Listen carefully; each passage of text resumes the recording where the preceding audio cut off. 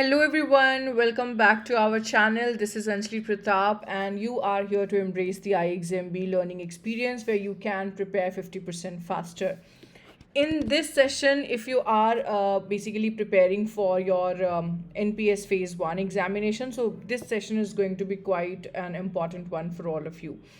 First of all, if you're wondering how to tackle the English section, आज हम उसी के बारे में बात करेंगे. You are at the right place. English section actually consists of around 25 questions, guys, and it's worth 25 marks. But negative marking भी यहाँ पे रहेगी.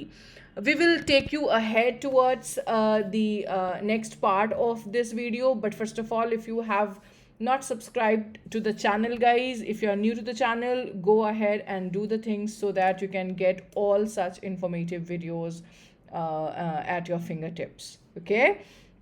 So students, if we talk about the different types of questions, first of all, common type of question की अगर हम बात करें English की, तो reading comprehension is one such topic जहाँ से क्वेश्चन हमेशा ही आपके कॉम्पिटिटिव एग्जामिनेशन में देखे गए हैं.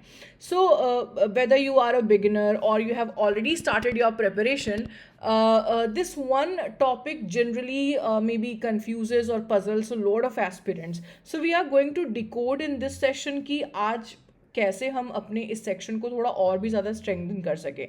सो टिपिकली अगर हम बात करें नंबर ऑफ क्वेश्चंस की, तो वो 5 to 6 क्वेश्चन के बीच में रेंज करेगा. It might go on a higher side, 7 to 8 questions as well, students, but you are not going to expect like 10 plus questions from this topic. तो एक average number of questions की हम बात करें, so you can have 5 to 6 or 7 questions on a passage. देखो ये करेंगे क्या? These questions can actually test your understanding, ability to infer meaning, even your vocabulary. Okay, so करना क्या है? The key to solving this thing is skim the passage quickly, guys, because time का भी ध्यान रखना है. Time management is again going to play a crucial role in our selection, है ना? So understand the main idea before jumping into the questions. Look for the keywords. Pay attention to the tone of the passage, क्योंकि question हो सकता है directly ना पूछे tone के बारे में, बट इनडायरेक्टली आप उसका ज़रूर यूज़ कर सकते हैं. ठीक है, तो याद रखिएगा, जो की है, जो कड़ी है हमारी सॉल्व करने की, वो है कितनी जल्दी आप अपने मेन आइडिया और अपने पैसेज के थीम को समझ पा रहे हो. ठीक है. If I take you towards the second set of question which we are expecting in the exam is sentence correction. So students, this is particularly from your core grammatical section. We are expecting 4 to 5 questions from this, where you will be given a sentence where a part of the sentence will be underlined or bold में होगा. Your job is to find out if the highlighted part is right or wrong. If it is wrong, फिर आपको options दिए गए हैं, उसे ठीक करना है. Okay, to nail this you need to be familiar with some common grammar rules, everyone, जिसमें सबसे पहले I would like to mention the chapter of verb and subject of agreement.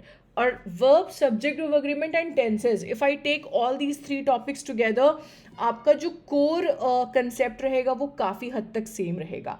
इसके अलावा I would also like to highlight about the pronouns, modifiers जैसे कि आपके adjective and adverb होते हैं, और थोड़ी बहुत पंक्चुएशन का भी जो है ना, we might get help of it. But directly आपको क्वेश्चन कभी कभी ये लिख दिया रहता है, ignore the errors of punctuation, फिर तो हमारे लिए ये वाली झंझट की काम जो है ना वो खत्म हो जाएगी. ओके, सो याद क्या रखना है, हमें ध्यान देना है इन टॉपिक्स के ऊपर. और याद रखिएगा, जो ट्रिक जो एक्चुअली लाए है करता है इन टॉपिक्स के पीछे, वो है identification of the main subject of the sentence. Guys, check if the verb agrees with it और नॉट. देखो, सुनने में तो बड़ा इजी लग रहा है कि हाँ भाई we just have to establish the agreement, है ना, between subject and verb, but कभी कभी लॉन्ग सेंटेंसेस में ना सब्जेक्ट छुपा हुआ रहता है, तो that type of questions might be a bit of tricky one. The third set is error spotting. काफ़ी हद तक कंसेप्चुअल जो फाउंडेशन रहेगा सेंटेंस करेक्शन और एरर स्पॉटिंग का, वो काफ़ी हद तक सेम रहेगा. ये क्या आपका टेस्ट करेगा, guys? This will test your understanding of the sentence structure, grammatical rules, similarly subject of agreement, verb, tenses, pronouns, है ना. तो इन एरियाज़ के ऊपर हमको थोड़ा ज़्यादा ध्यान देना है. मतलब एरर स्पॉटिंग और सेंटेंस करेक्शन के लिए you don't have to prepare separately. Same or you can say similar concepts will help you to ace these two sections. Okay, now if you talk about the next one is sentence rearrangement, या आप इसे parajumbles भी कहते हो. Sentence rearrangement में you will only get one sentence जिसके parts जो है वो अलग अलग बिखरे हुए हैं. You just need to rearrange them and make a proper meaningful sentence. और कभी कभी थोड़े क्वेश्चन को डिफिकल्ट बनाने के लिए you might get a question कि 5 or 6 sentences of a paragraph are given, they are jumbled, you need to prepare a coherent paragraph out of it. ठीक है, तो टिपिकली हम ना 3 से 5 क्वेश्चन यहाँ पे एक्सपेक्ट करते हैं. On a lower side we might get only 4 questions और 3 questions. On a higher end we can get maximum 5 questions out of it guys. Okay, तो सबसे पहली चीज़ जो पहली स्टेप रहेगी हमारा पैराजम्बल में वो क्या रहेगी कि हमें आइडेंटिफाई करना है कोर आइडिया और उसी के साथ साथ टॉपिक स्टार्ट करने वाला हमारा सेंटेंस. मतलब introductory sentence should be our first strategy. ठीक है, दूसरी चीज़ क्या है, लॉजिकल कनेक्टर्स हमें ढूंढने हैं. जैसे कि कनेक्टर्स मैं जब बोलती हूँ तो कंजंक्शन की तरफ कहीं ना कहीं इशारा है, like however, therefore, because, since, hence. These words will actually guide you to come up with the right order of your sentences. Moving on guys, to fill in the blanks, this section will test your vocabulary and grammar. Because आप सिर्फ अगर ये सोच रहे हो कि fill in the blank के question सिर्फ वोकैब से पूछे जाएंगे तो you might get 1 or 2 question from grammar perspective also. So please prepare well beforehand. Pay attention to the context. Don't just rely on the word meaning guys, because grammatically fit तो important होता ही है और contextually fit भी जो है वो भी हमारे लिए एक बड़ा इम्पॉर्टेंट पॉइंट रहेगा. तो ग्रामेटिकल फिट या कंटेक्चुअल फिट के लिए याद रखिएगा जो आपने तैयारी कर रखी है एरर स्पॉटिंग और सेंटेंस इंप्रूवमेंट के लिए, those concepts will only come as a rescue for you. ठीक है, नेक्स्ट बात आती है हमारी सिनोनिम्स एंटोनिम्स की. देखो we might get separate questions of vocabulary और हो सकता है रीडिंग कॉम्प्रिहेंशन के अंदर ही आपके ये क्वेश्चन आ जाए. ठीक है, हो सकता है ये क्वेश्चन हमें वर्ड मीनिंग के टर्म्स में पूछा जाए, वर्ड यूसेस के टर्म्स में पूछा जाए. मतलब all in all you might get different types of questions based on vocabulary. तो चाहे जो भी हो, हमें क्या ध्यान रखना है कि ये जो वर्ड मीनिंग है ना, ये हमें कैसे करना है, मतलब how are we going to ace our vocab section. तो याद रखिए कंटेक्चुअल मीनिंग यहाँ भी इंपॉर्टेंट रहेगा.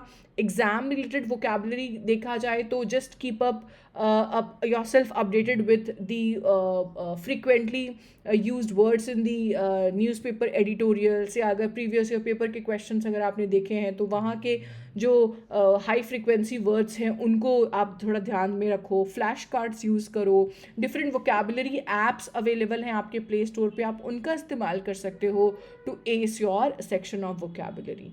Okay everybody, so if you are actually looking for a comprehensive guide in terms of NPS preparation, तो ये है आपके लिए एक important information. On iExamB, you people can access this online comprehensive course where you will get all these offerings which are highlighted in blue here, like video lessons, study notes, chapter tests and section test.